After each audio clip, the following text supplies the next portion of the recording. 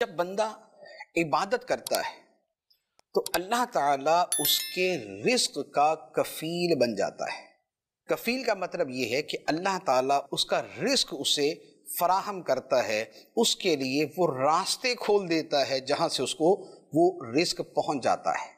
چنانچہ قرآن پاک میں اللہ تعالیٰ نے فرمایا وَكَفَى بِاللَّهِ وَكِيلًا، اور کافی ہے اللہ تعالیٰ بطور کارساز، کام بنانے والے کے۔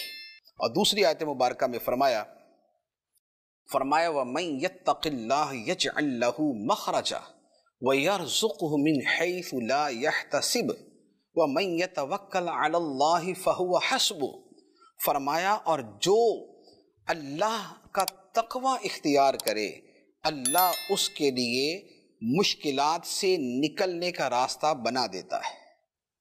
جو اللہ کا تقوی اختیار کرے اللہ تعالیٰ مشکلات سے نکلنے کا راستہ اس بندے کے لیے بنا دیتا ہے۔ اور اس کے ساتھ مزید کیا فرمایا وَيَرْزُقْهُ مِنْ حَيْثُ لَا يَحْتَسِبُ، اور اللہ اس بندے کو وہاں سے رزق دیتا ہے جہاں سے اس بندے کا گمان بھی نہیں ہوتا۔